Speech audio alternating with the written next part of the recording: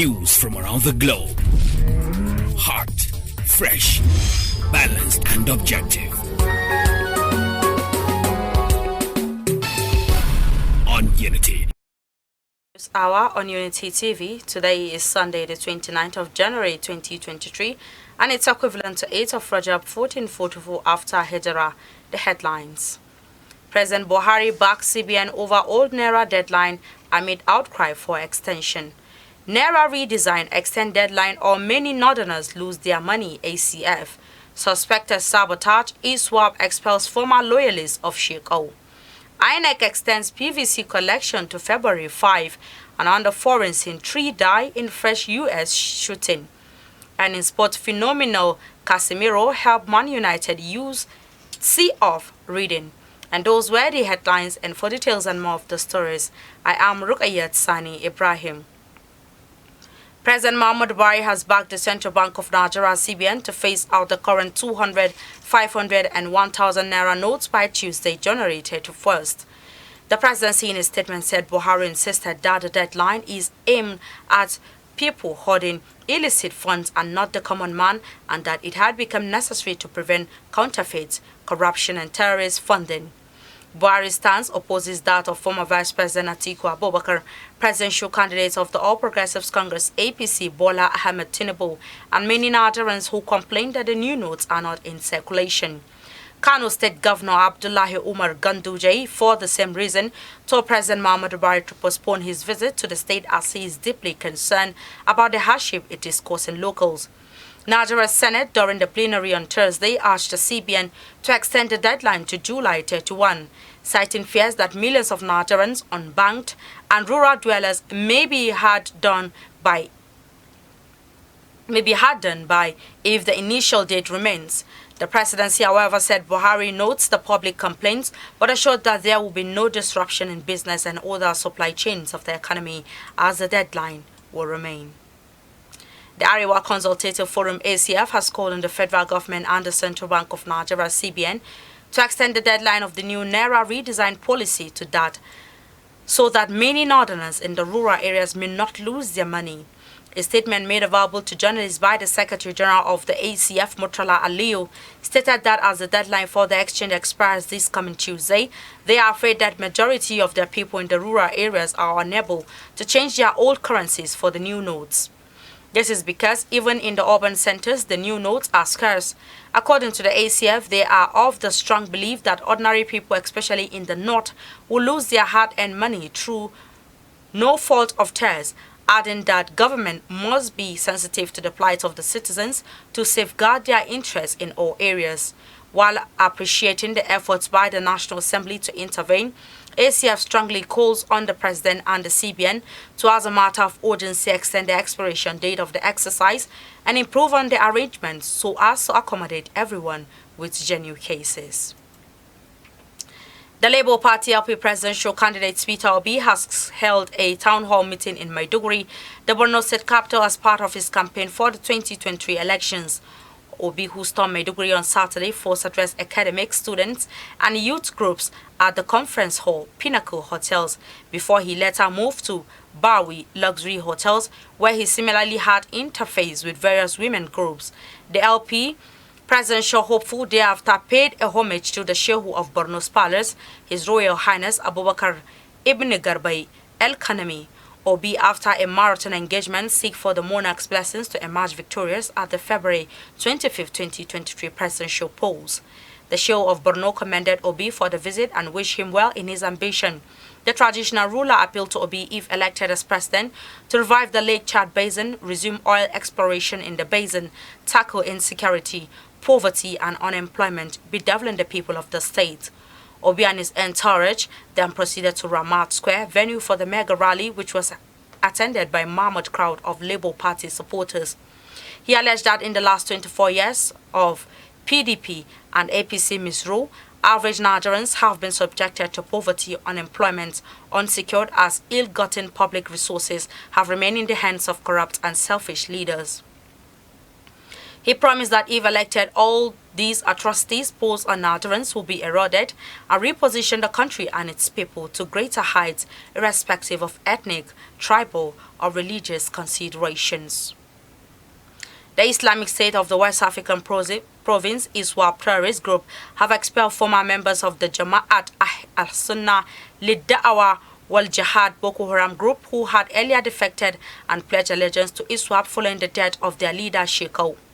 Recall that Abubakar Shekou, former leader of the factional Boko Haram sect, killed himself during a violent confrontation with some renegade ISWAP top commanders in June 2021. Weeks after his death, thousands of the Boko Haram pledged their allegiance to ISIS. Abba Ibrahim al-Hashemiyil al-Qurayshi, whom they unanimously ordained as Khalifa Muslimai, translated as the leader of all Muslims. The source said ISWAP faction had continued to speculate that the unrelenting successful offensive attacks by the Nigerian troops was not ordinary and blaming it among themselves. They justified their stand following the waves of the intra-group rivalry clash that culminated in the Boko Haram's Bakauro Doro, Abu Umayyah-led Jazz faction, leading deadly attacks against the Islamic State West African province ISWAP positions. While addressing the fighters and their families in the Timbuktu Triangle, the leader of the ISWAP, Abba Shua, also known as Ba Ashua, accused the Boko Haram defectors of double face. Shua also accused the Boko Haram fighters of collaborating with the repented Boko Haram to expose their pre-planned attacks, which in many cases resulted to failures. He gave example of 14 January and 23 January 2023 attacks, which resulted in the elimination of scores of the terrorists and the recovery of Hilux trucks, weapons and phantom MRAP APCs by the Nigerian troops in Dambo. He therefore warned that they should surrender their weapons and leave immediately or face the wrath of the group. Confirming the development, a counterinsurgency expert and security analyst in Lake Chad, Zanga Zola Makama, said the aggressive deployment of intelligence, kinetic and non-kinetic onslaught by the Nigerian armed forces have led to the death of hundreds of the terrorists and obliteration of their enclaves within the past few months. He pointed out that the fear of battlefield elimination forced many commanders of Boko Haram and their families to abandon their missions and surrender to troops. Following widespread complaints from stakeholders and registrants who are yet to collect their permanent voters' card PVCs, the Independent National Electoral Commission (INEC) has further extended the deadline for collection of the cards by 1 week. Accordingly, the exercise will no longer end on yesterday. The new deadline is February 5 and the collection period has also been extended by an additional 2 hours and will start at 9 a.m. and end at 5 p.m. daily, including Saturdays and Sundays. This was as the Commission told those who engage in multiple registration not to bother visiting its local government offices to collect their cards because their PVCs were not printed. The INEC warned that this extension will be the final concession it will be granted to those who are yet to collect their PVCs. The Commission had on Friday met with its resident electoral commissioners RECs to deliberate on several issues including the ongoing collection of PVCs. At the meeting, INEC Chairman Professor Mahamoud Yakubu said the Commission would not hesitate to consider additional measures to ensure that all registrants have ample opportunity to collect their PVCs ahead of the polls. The Commission, in a statement by Festus Okoye yesterday, hailed the enthusiasm shown by Nigerians in the collection of the PVCs and said it took the decision to extend the PVC collection deadline at its meeting on Saturday in Abuja.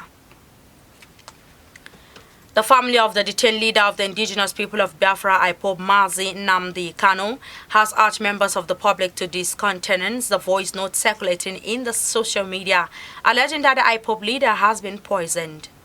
Kanu's younger brother, Prince Emmanuel, told newsmen that he, along with Kanu's lawyers, on Thursday met with the IPOB's leader at the Abuja headquarters of the Department of State Services, DSS, where he is currently detained. He said his brother did not tell him he was poisoned as at Thursday when they met last, but promised to find out the true situation on Monday, January 30, when he said he hoped to visit him again. Kanu's brother wondered how the story of the alleged poisoning began and cautioned against fake news. Prince Emmanuel urged Kanu's followers, Biafrans and members of the public not to take laws into their hands but to remain calm as he hopes to see and hear from his brother again on Monday. Kanu's brother had posted on his Facebook page the outcome of the Thursday's meeting with him. Meanwhile, the voice note, which is currently trending on the social media, claimed that Kanu had been poisoned in detention, urging Biafrans to go on rampage in protests. Major General Ibrahim Sambo Ali has taken over from Major General Christopher Musa as the new theater commander of the Operation Hadinkai in the Northeast. Musa led the ongoing counter-insurgency operations in the Sambisa Forest and Lake Chad region for 18 months in Borno, Adamawa and Yobe states. Unveiling the handing over on Saturday at the Maimalari cantonment, Maiduguri General Musa disclosed that there is much to be done by troops in routing the remnants of Boko Haram and Islamic State of West African Province ISWAP insurgents in the Sambisa Forest and Lake Chad region. He added that the country, particularly the Northeast, is relying on the successes recorded by the troops in the region to restore peace. He noted that without the restoration of peace and secure people's lives and property, no development could take place. He therefore thanked the Borno State government, other security agencies and stakeholders for their synergies and support in the fight against insurgency and other criminal activities. While bidding farewell to General Musa as the new commander, Infantry Corps Kaduna, General Ali disclosed that Musa has tried and they will continue where he stopped in the ongoing counter-terrorism operations. According to him, the state government and the people, including other security agencies, to cooperate and support the Nigerian army in the fight against terrorism. Some yet-to-be-identified gunmen have attacked the constituency office of the House of Representatives spokesman, Honorable Benjamin Kalu in Bende, Abia State. Speaking to journalists on Saturday, Kalu condemned the attack, describing the attack as an act of cowardice. He said that over 100 bullet shells were found in the aftermath of the attack that destroyed the windows and doors of the office. Kalu, who did not report any loss of life, said there was no presence of any security agents until the gunmen left, informing, however, that the matter have been reported to the police station at Uzuakole. The spokesman said the development was unreal to the advancement of democracy in Nigeria, wondering the reason for the attack. And on the foreign scene, 3 people were shot dead Saturday and 4 others injured at a luxury home near Beverly Hills at what U.S. police describe as a gathering at a short-term rental property. Emergency services rushed to the swanky address in the Benedict's Canyon area of Los Angeles overnight, where they found 3 people dead in a vehicle parked outside. 4 others were being treated in hospital Saturday, 2 of them for critical injuries. The incident, which came on the heels of 2 mass shootings in California that claimed 18 lives, happened in an area nestled between Beverly Hills and Bel Air, where multi-million-dollar homes with lush landscaping enjoy stunning views of the Los Angeles skyline. Detectives investigating the attack say it happened at a short-term rental home. The Los Angeles Times reported homes close to the scene of the shooting, which were not involved, were shown as available on Airbnb at up to $10,000 for a weekend. The property at which the shooting took place was not listed on the site. Police said there was some kind of gathering at the location. And in sports, Casemiro underlined his importance to Manchester United with 2 goals as they cruised past Reading to reach the FA Cup with 5th round at Old Trafford, while the Brazil midfielder was brought to the club in August 2022 to deliver steel to the heart of United's midfield. He displayed his effectiveness for the forward to break the Royals' resistance early in the second half. He scooped home the opening goal after racing on the Antony's incisive pass and double United's lead 4 minutes later, calling in from the end of the box after collecting Fred's pass. The former Real Madrid midfielder absence was sharply felt by United during their Premier League defeat at Arsenal last weekend, and he was given a standing ovation by the home supporters who fully recognized his value to the club. Any hopes Reading had of mounting a recovery were dented when Andy Carroll was sent off after picking up his second yellow card shortly before Fred backheeled in the Who's 3rd goal from Bruno Fernandes' cross. And although Ten Hag's side had opportunities to score, a 4th substitute, Amado Abengwe, headed in a consolation for championship side Reading from Tom Innes' corner.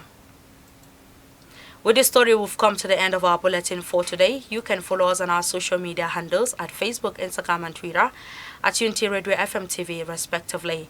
I am Ruqayyat Sani Ibrahim. Thank you for watching and enjoy the rest of our programs. Unity.